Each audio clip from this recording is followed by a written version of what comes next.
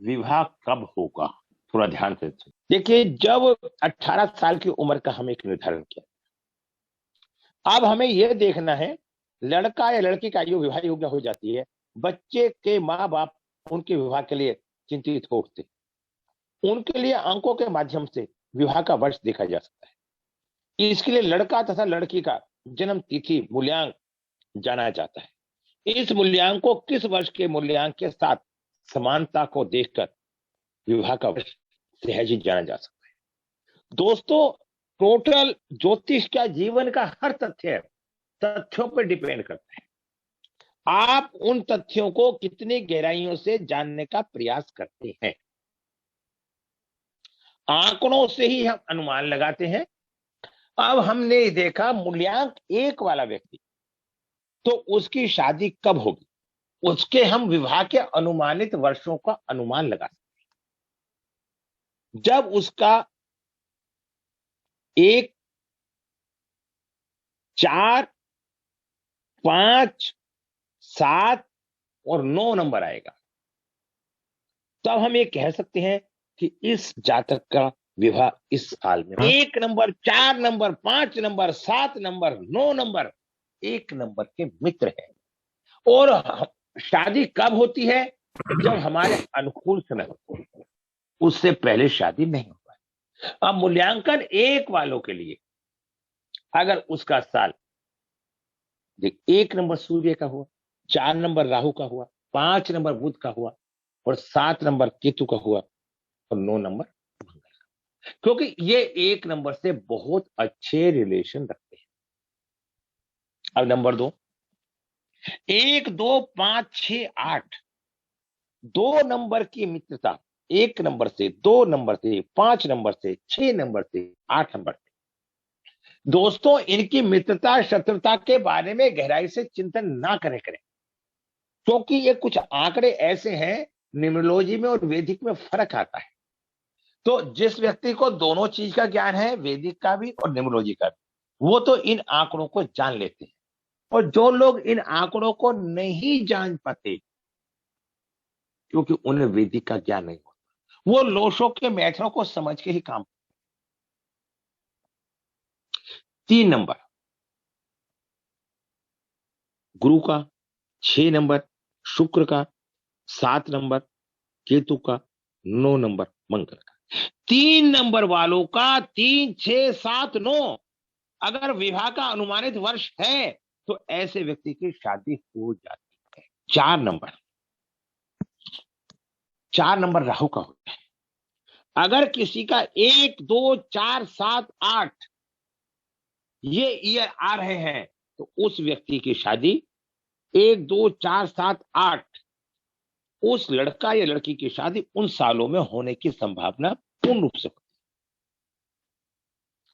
5 number 2, 3, 5, 7, 9 5 number बुध का होता है, 2 नंबर शुक्र का चंद्रमा का होता है, 3 नंबर बुध का होता है, गुरु का होता है, 5 नंबर बुध का होता है, 7 नंबर केतु का होता है, 9 नंबर मंगल का होता है। वैदिक में और न्यूमरोलॉजी में यह फर्क है।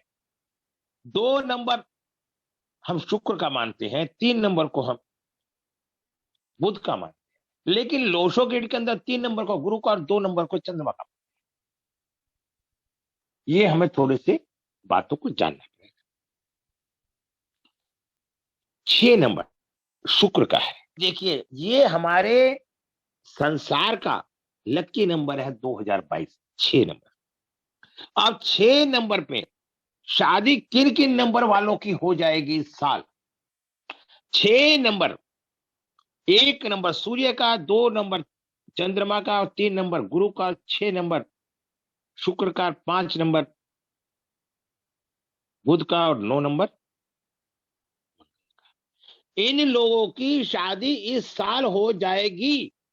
अब आप लोग को यह देखना है व्यक्तिगत रूप से, आपका पर्सनल ईयर, आपका व्यक्तिगत पर्सनल ईयर क्या है, और आपके व्यक्तिगत पर्सनल ईयर से जो आपका मूल्यांक और भाग्यांक है, उससे आपके क्या संबंध है।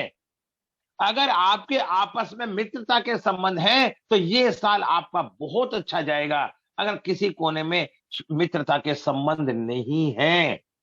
ऐसी स्थिति के अंदर ऐसे व्यक्तियों को 6 नंबर की रेमेडी करनी चाहिए।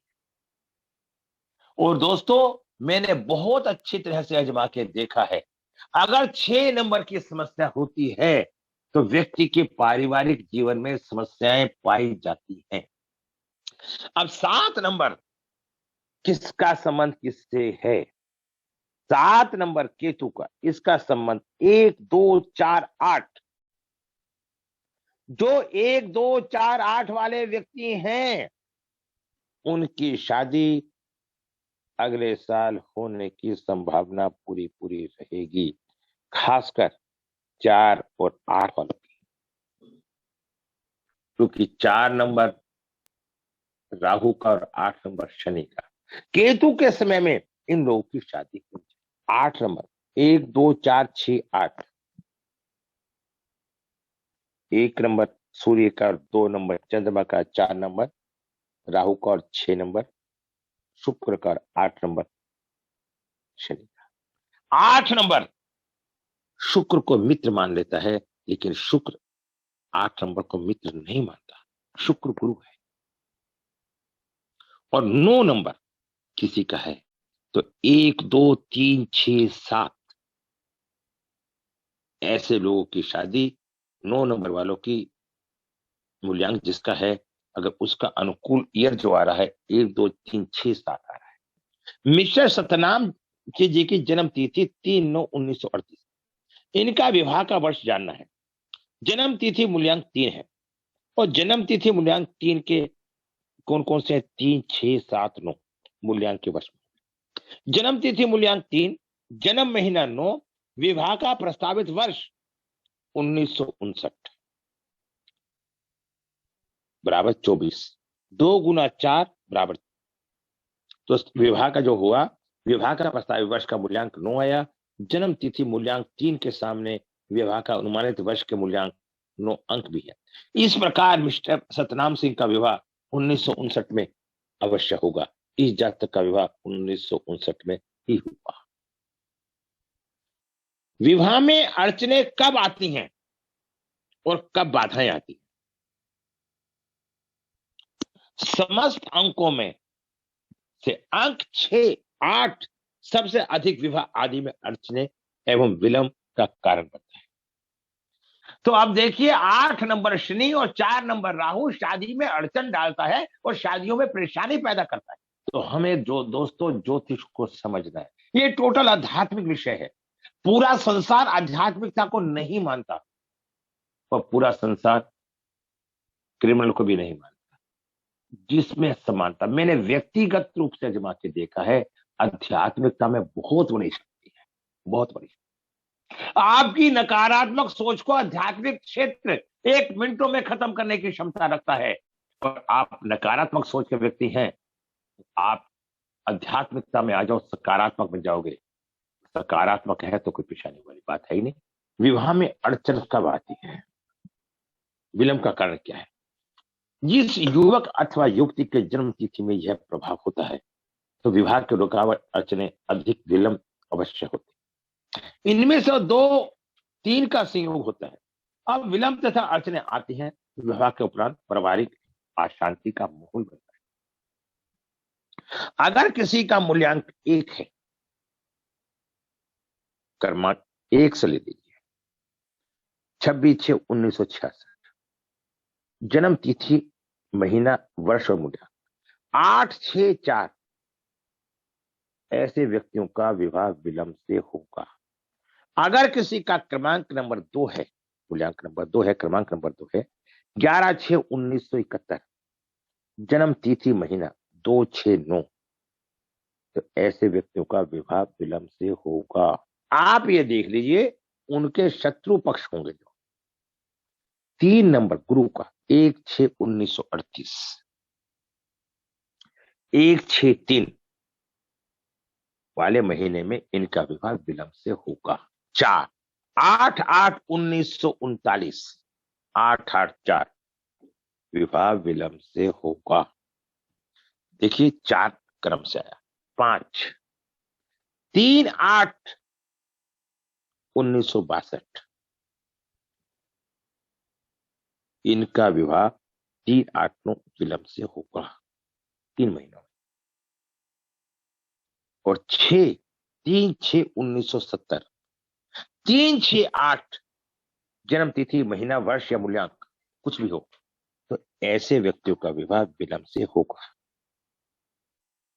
देखिए, किसी भी संपूर्ण जन्म तिथि में जब 8, 3, 6, 9 में से 2 अथवा 3 अंकों का संयोग होगा, किसी भी जन्म तिथि में 8, 3, 6 के अंकों में से 2 अथवा 3 अंकों का संयोग होगा, विवाह अथवा अड़चने आती है।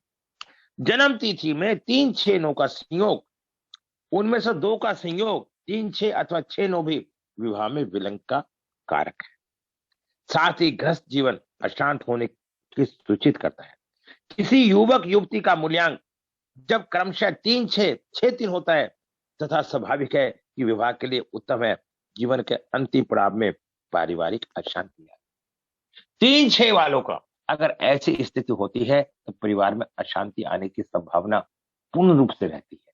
तो ऐसी स्थिति के अंदर अगर हम सकारात्मक सोच से ज्योतिष की बातों का इस्तेमाल करके आगे चलते हैं तो हम सफल हो सकते हैं। अगर हम इन बातों का इस्तेमाल नहीं करते तो हमें जीवन में सफलता मिलने में परेशानी आएगी ही आएगी, कोई उसे रोक नहीं पाएगा। ठीक है, तो अगले सेशन में मैं आपको थोड़े विशेष योग के बारे में बता रहा हूं, मैं चाहता हूं, और आपको भाग्य उदय कब होता है आपका वो भी बताना चाहता हूं। भाग्य उदय आदमी का कब होता है? भाग्य उदय से मेरा मतलब होता है शादी या नौकरी। मूल्यांक अगर 1 नंबर किसी का मूल्यांक है तो ऐसे व्यक्ति का भाग्य उदय 21 से 23 वर्ष की आयु। अगर 2 नंबर किसी का मूल्यांक है तो उसका 20 से 25 वर्ष की आयु के भीतर होता है। अगर 3 नंबर किसी का है तो उसका 16 से 22 वर्ष की आयु के भीतर होता है। 4 नंबर किसी का है तो 17 से 24 और 26 से 34 वर्ष की आयु के भीतर होता है।